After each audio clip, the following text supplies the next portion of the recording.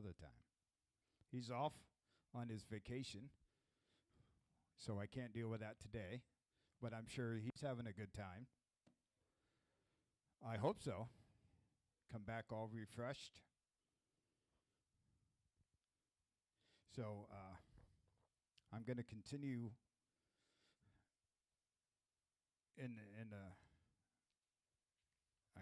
my mind went. God's Word for Life teaching. And they said this morning in our meeting that I was supposed to teach. I said, I am? And they said, well, you better throw something together quickly then if you don't know. So I'll see what I can do. But I'll try not to keep you too long. That way you can enjoy your coma for a little bit longer before the worship wakes you up out of it. But I want to talk to you today a little bit about kingdom principles. I'm going to read a couple verses in Mark first. Mark 10:43 and 44. But so shall it not be among you, but whosoever will be great among you shall be your minister. And whosoever of you will be the chiefest shall be the servant of all. We'll get more into that as we go along. Do you ever dream as a little child about what you want to be when you grow up? Well, I'll be 52 soon, and I'm still trying to figure that out. I still have dreams of being a tennis star when I played. I don't know what you said, wifey, and I don't think I want to know.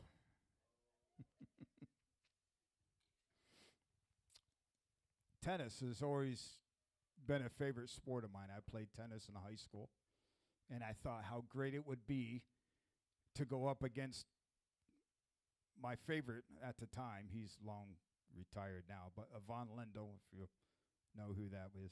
But I grew up watching him. I was going to be as good as he was. That did not happen, and that's okay. I wanted to become a preacher.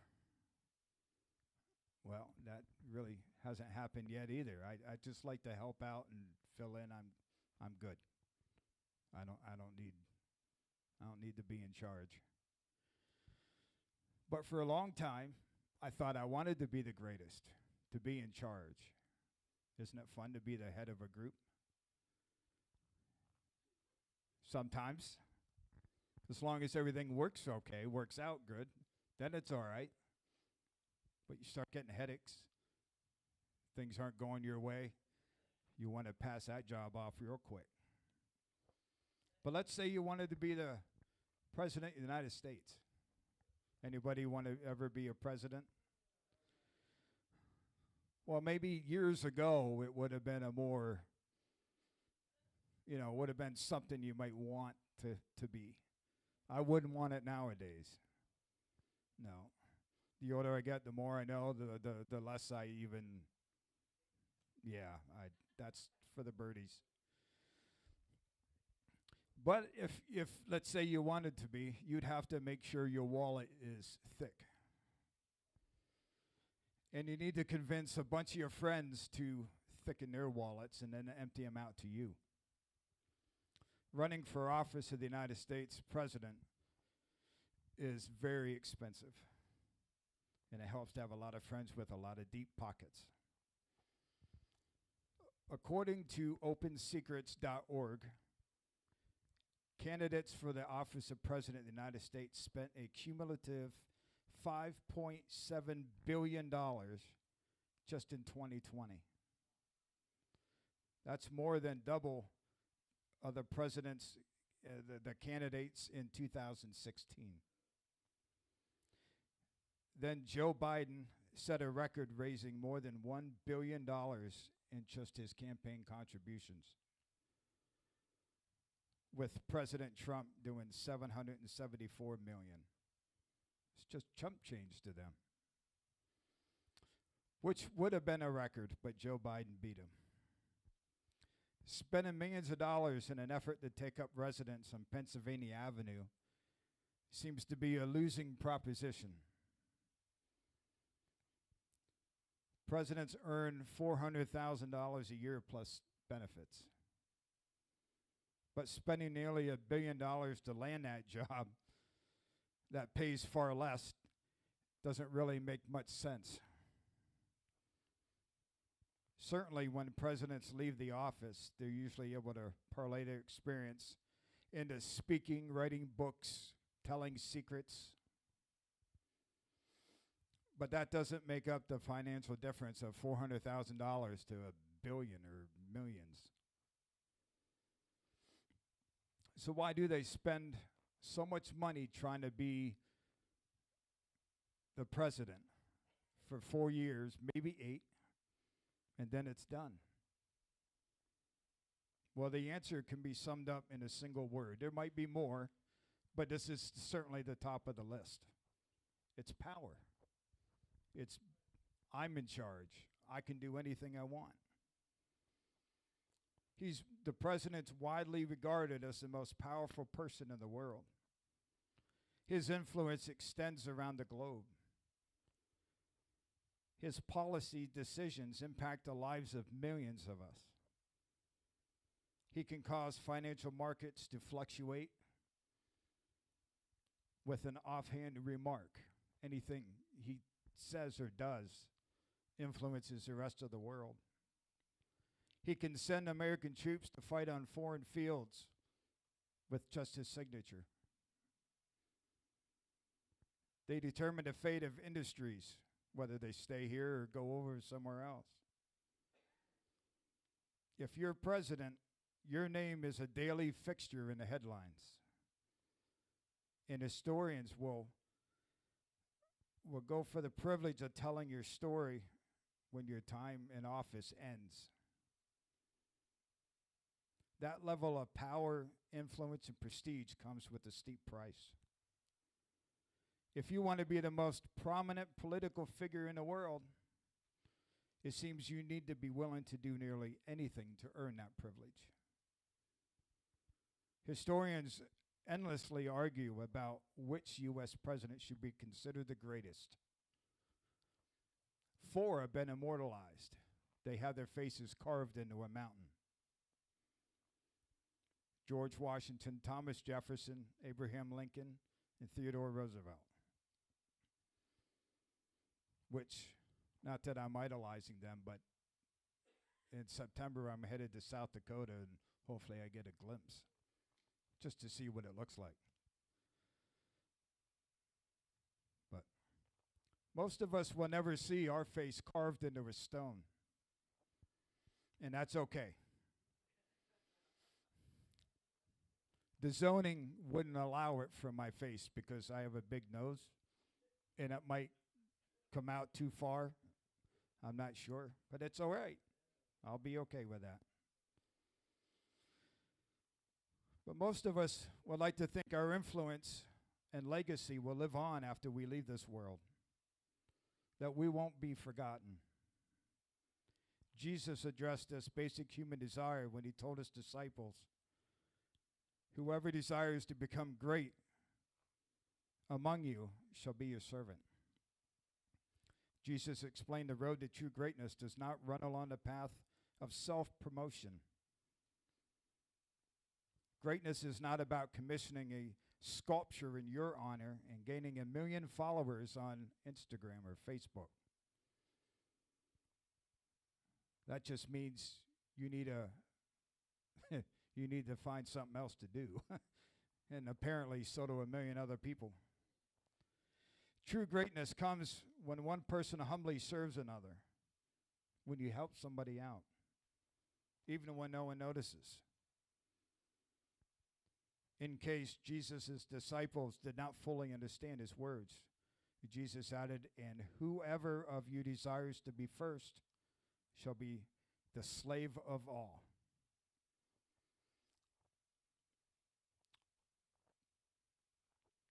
For those of us who have kids and they have an argument and then they come to you, you ever just look at them and be like, That's the dumbest thing I've ever heard. Well, can you imagine the disciples' humiliation when Jesus asked them what they're arguing about? The disciples had good reason to be embarrassed. They had disputed among themselves who'd be the greatest. We're watching the series The Chosen, and sometimes when Jesus is about ready to do a miracle, and I'll just say Simon or somebody, they you don't believe it. They're like, how can this be? This isn't going to happen, like the feeding of the 5,000, which we just watched. This isn't going to happen. And we only have one little basket of food. That's not going to feed everybody. Well, don't you know who you're walking with? What about all the other things you've seen him do? All the blind that can see, the deaf hear, and you don't think he's going to feed 5,000 people? He knew they were hungry. And he was waiting for someone to start complaining about it so he could do it and show himself again. So they probably blessed as he shared with Jesus, realizing how silly their argument must have sounded. Sometimes the best way to gain perspective on a disagreement is to say it out loud to Jesus and realize, oh, who am I talking to? Who can fix this? Concern about social standing is an inborn human trait. We want to be known for making the best grades, being the most athletic, or being the most physically attractive. Well, maybe some. Even in adulthood, we do not shake this obsession. We want to drive the nicest car, live in the biggest house, have a big garage to be able to do whatever you want in. How about make a certain amount of money? We're willing to exhaust ourselves to attain these status symbols. Some call it living comfortably. It's been widely observed that we will spend money we don't have to impress the people we don't even like. Well, they have it. We can't let them be up on us.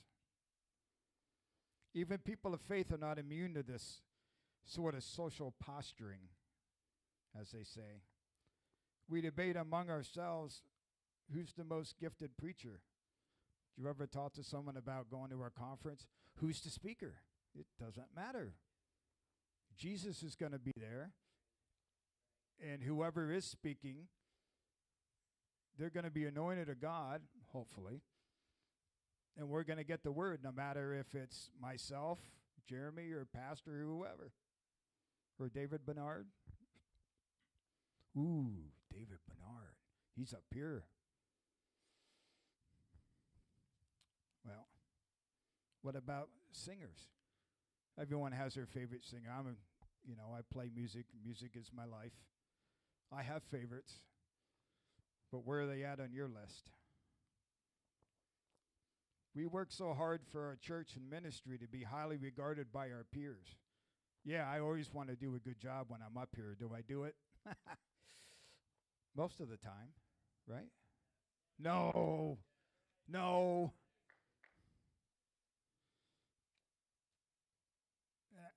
I'm certainly not going to square my shoulders away and walk down like, I just did that.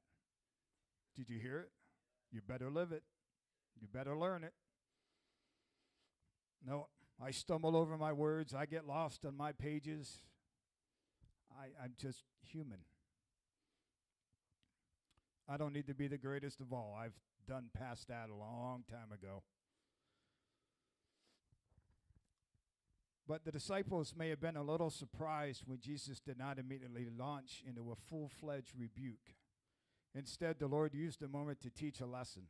Isn't it funny how the Lord always slows things down, it seems, when you're in trouble, or you're going through something? Everything is a teaching moment. It's like, just get it over with. Just let's go. But this teaching moment applies to everybody, still today. If any man desires to be first, the same shall be last of all and servant of all. To illustrate this point, he took a child in his arms and he said to the disciples, whosoever shall receive one of such children in my name receiveth me. Children don't usually worry about things adults obsess over. They're not going to come up to your Sunday school teacher after class and say, Sister Savage, that was the best lesson yet that you've prepared. I appreciate that. No. They're not going to lie awake after Sunday service at night in their beds thinking, oh man, I didn't see Bob Smith here this morning. I wonder if he's okay. No, they're making sure their bellies are full and their blankets are tucked in and they know mom and dad are home, right? They usually don't care about the latest clothes they get to put on. As long as they have something to put on. Do you ever look back at photos from when you were a kid and go, I can't believe I wore those pants? Those plaid corduroys and that funky colored sweater. Okay, well, I have. You think from the 70s fashion till now, there's a wide difference there. But I can't believe some of the stuff my mom made me wear. But anyway, it wasn't about looks. And if we could only get that attitude now sometimes. Because I'm always forever saying, okay, honey, does this match? Is this good? Sometimes I'll get an answer. I won't say what it is. We're going to move on. But children usually cannot repay the love that we show them either. Sometimes Faith will come up to me and say, I love you. And I'll be like, I love you more. And she'll be like, no, you don't. I'm like, oh, I can prove it.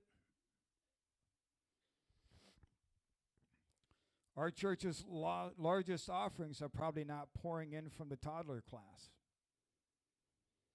But they give what they can. They typically do not give their Sunday school teachers birthday cards stuffed with cash saying, hey, great job. Sometimes,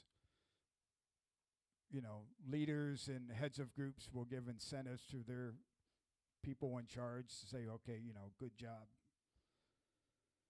Ministering to children who require so much and return so little usually doesn't bring earthly recognition or reward. It's like a thankless job. But Jesus assures us, when we humbly receive the weakest and lowest in his name, we are receiving him. Jesus also promised that we have a heavenly Father who openly rewards the good that is done in secret. According to Jesus, true greatness is showing kindness to others in the spirit of humility.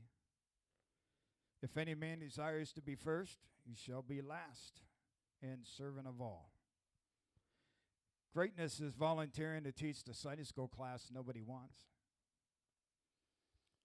Greatness is changing dirty diapers and wiping runny noses in a nursery without complaining.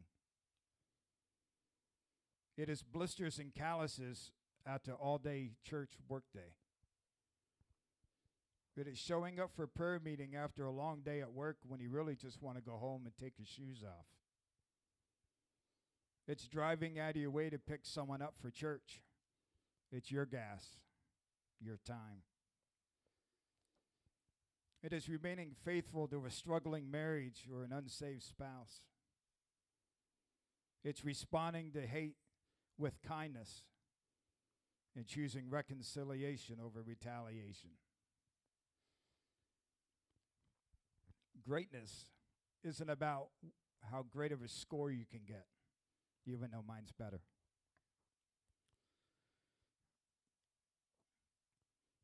Greatness is having a servant's heart.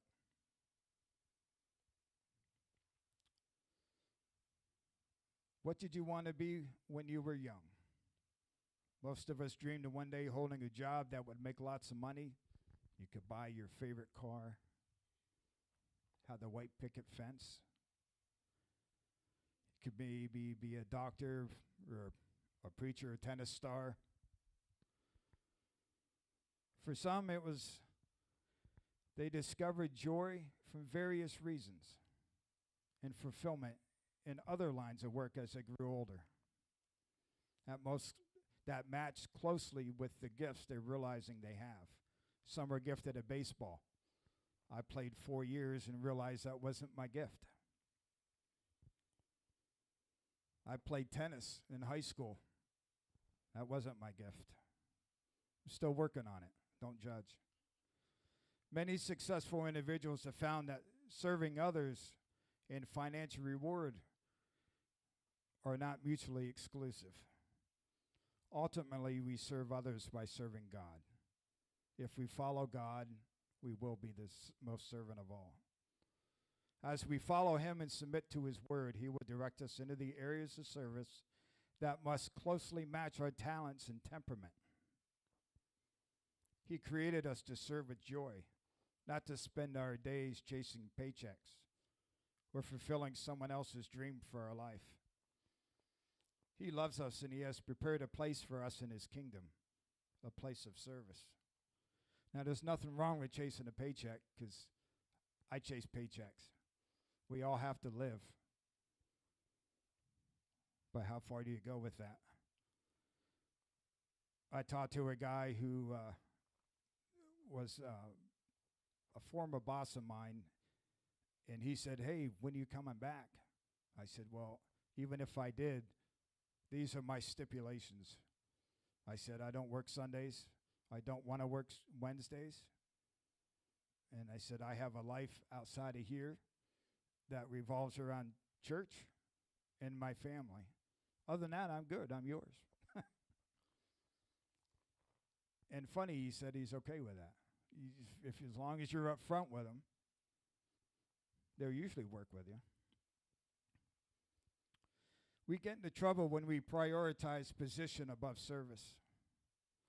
In Matthew 19:28, Jesus promised to 12 that they would sit upon 12 thrones, judging the 12 tribes of Israel. In Mark 10:35, James and John came to Jesus with a follow-up request. Matthew records that they drafted their mother into presenting their petition. When Jesus asked what they wanted to know, the two brothers responded, "Grant us that we may sit, one on the right hand and one on the other." In other words, we're better than the other ones. I want to sit right beside you. Jesus responded by saying, "You have no idea what you're asking for." Many people are guilty of seeing only the perks of certain positions while conveniently overlooking the sacrifices and struggles that happen behind the scenes. You know, the paychecks, and when you go to the doctor and it's paid for, that's a perk. That's good. But the struggle of working 40 to 70 hours a week to get it, sometimes that's a lot. People want to be a leader until there's a crisis. In those moments, we're content to sit back and second guess the person in charge while breathing a sigh of relief that it isn't me. And they're also the first ones to judge, say, "Well, if I was in charge, I would have done that." Well, you can be in charge. It's so easy to become frustrated when it seems God's overlooking us and promoting others. I had a hard time with that. Years ago, when I first started going to the Williamsport Church, and I had talked to Pastor Betterly about stepping up and preaching or teaching or doing something, and he said, "Okay, you can go to the young ministers class." So I started doing that and thought I was elevating. I didn't know the steps or the proper procedures. Everybody learns one way or the other, but I had a humiliating way to learn. pastor just came back from Bible school. And within like a month, he was preaching. He was doing all kinds of, and I'm like, man, I've been at this church for 2 years. Who's this guy think he is? This is where he said, I'm going. Well, I didn't understand that. God, just because he says he calls you, it doesn't mean within 30 days you're going to be top notch, you're going to be the main guy. And so I had an attitude, a big one. And pastor said, "Wait, what's your problem?" I said, well, this guy, he just walks in the door and already you got him up behind a pulpit and everything. Boy, I had to eat some humble pie.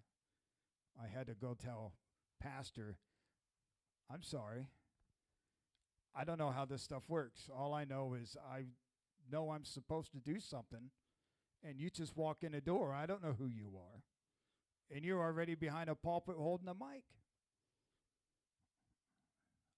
I don't think I like you. But the first thing he said to me, let me get on my knees, take your shoes off and wash your feet, and I want to apologize for anything that I've done. And he didn't even do anything. That shows a lot of who he is and his character, and he's already understanding things, and I got no clue. So I desired a title and a position more than where I should be is serving the people, which is what he was doing. So, yeah, you can all forget that story now. That was very embarrassing. Thank you so much. God bless you.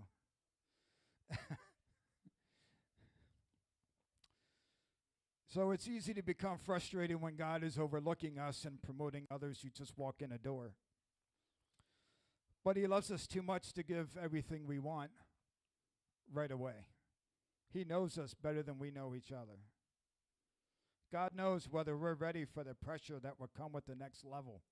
In fact, not long before I actually left the Williamsport Church to come here, God spoke to me as I was pacing up front of the Williamsport Church praying. He says, are you ready for what you're about to get?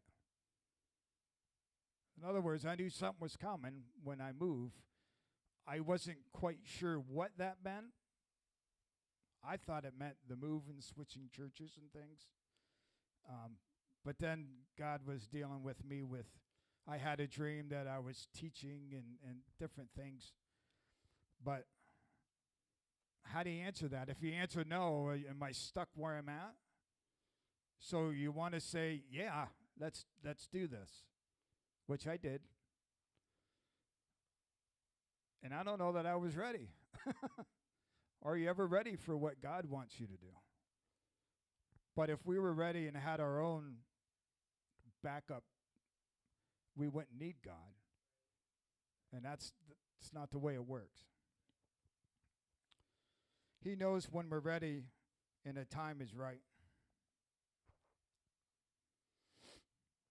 He will open up the right door when it's time.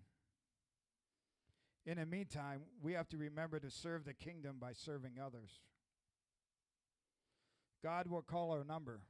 You ever walk into an office and have to pull those numbers and have a seat? Sometimes that's the longest thing. But it's okay because it wasn't our time. Unfortunately for James and John and the 10 other disciples overheard the conversation. How do you think their attitude was? Well, who they think they are. I'm going to go out and get a stone and stone them. Maybe not. Maybe that was just Simon's attitude. I don't know. But maybe they thought, well, what about me? When Jesus sent them off 2 by 2 to go teach, right? Well, they all did it. What makes them any better than me? I should have thought to ask Jesus for that. They wanted their resumes to be put on the top of the stack. Sometimes it isn't about your resume, right? It's about who you know. Well, I'm just as close to Jesus as you are. Why can't I sit next to you? They were upset because they thought James and John beat them to the head of the line. They presented Jesus with a prime opportunity, another lesson. They were imitating Gentile rulers by seeking after power and position. Jesus said, "They which are accounted to rule over the Gentiles exercise lordship over them, and their great ones exercise authority upon them." But in God's kingdom, the path to power is not flexing. I can't do that. I'll rip my shirt. So just imagine. Okay, it's all right to laugh in church. That was funny. But in God's kingdom, the path to power is not flexing your muscles and stomping on anyone who gets in your way, kicking them off the corporate ladder. Jesus corrects them, but shall it not be among you? You should help to elevate them if they need something, because you don't burn bridges. I had to learn that too. You burn a bridge, you never know when you're going to have to stop and go back and go another way because your path didn't work. And then you're faced to deal with that again, whether it's an apology or you may never get to see him again. Then what? Just as in Mark 9, Jesus once again turned and accepted the leadership principles of his day on their head. Whosoever will be great among you shall be your minister, and whosoever of you will be the chiefest shall be servant of all. Jesus then used his own life as an example of true kingdom service.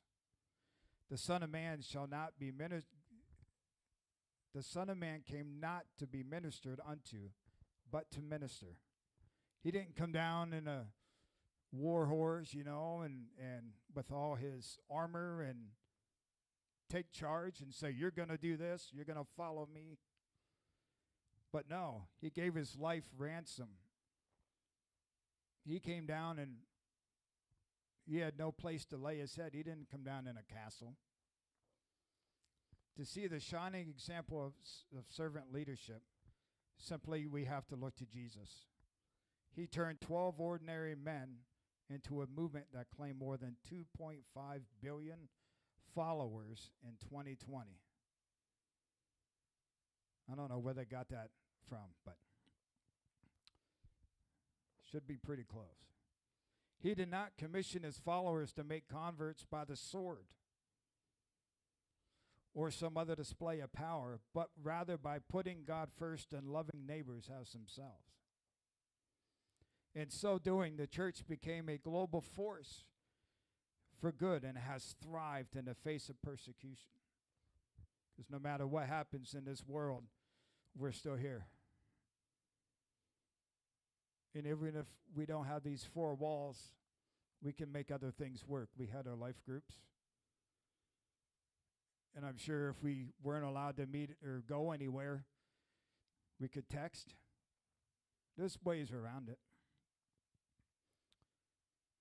Serving others means telling them about Jesus, like the book of Acts believers. We are also called to turn our world upside down. And you think nowadays with cars, planes, cell phones, computers, it would be so much easier to do, right? You could sit at home in the comfort of your house and just go online and chat with people and say, "Hey, love God, he loves you." But for some reason, it seems to be harder.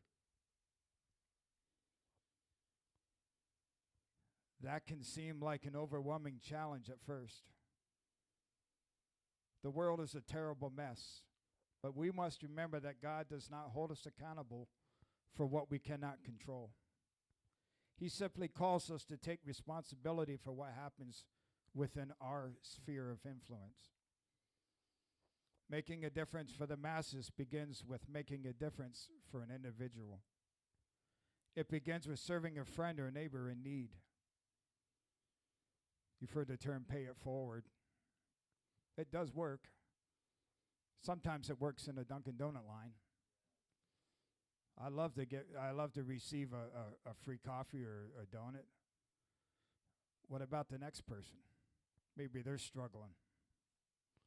Now, if you look in the back and there's an Escalade and it's got 8 kids in it, maybe not. You could just say, here's $5 off their order or something and say, okay, I did my good deed. You know, you got to use wisdom, you know what I mean?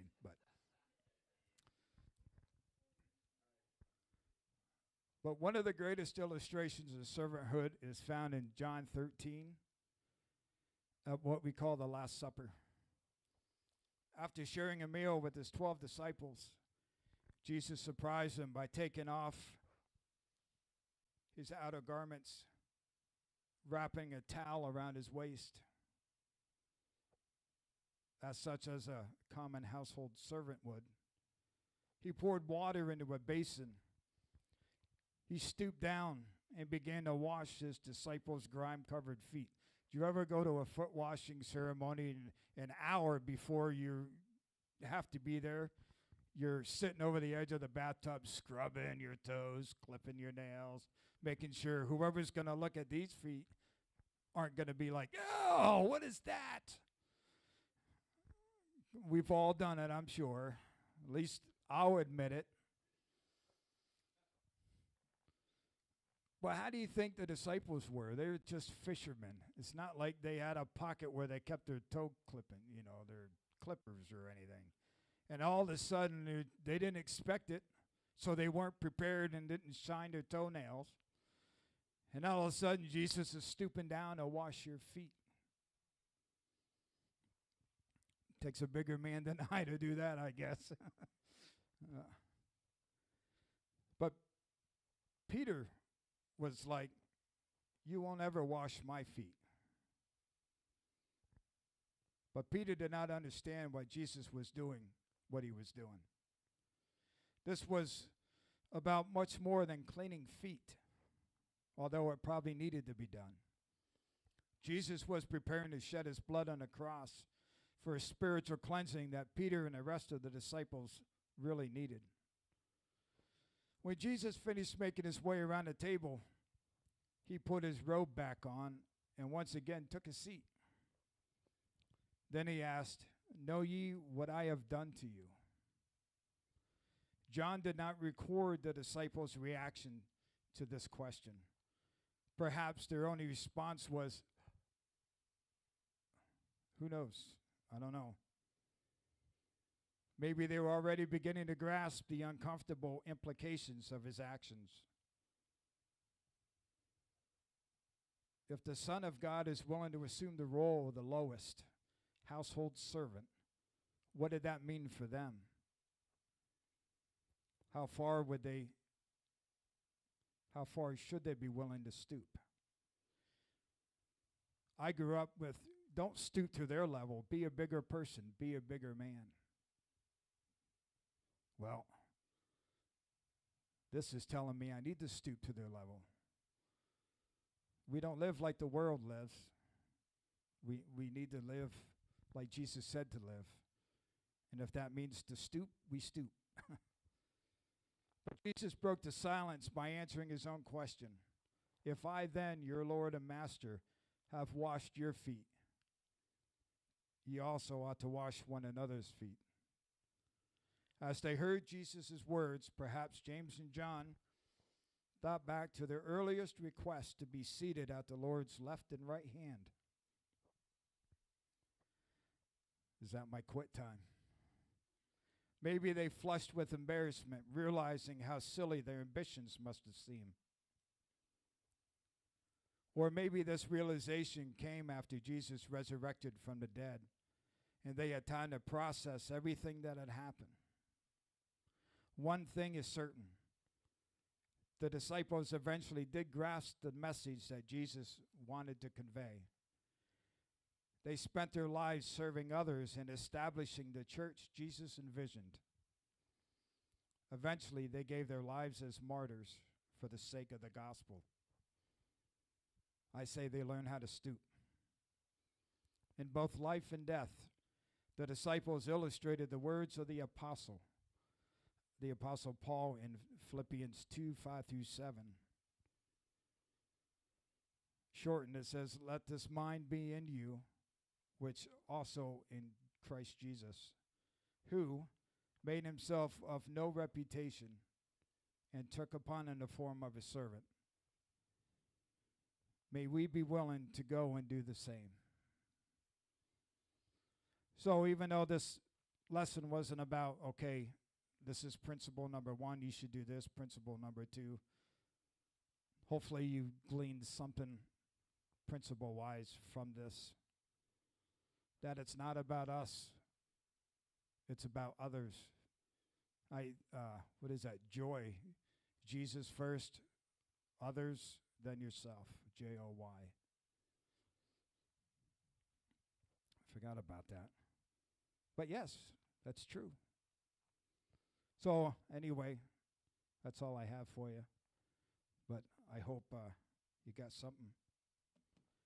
I think there's still donuts and coffee. Go ahead and go get some more, and we'll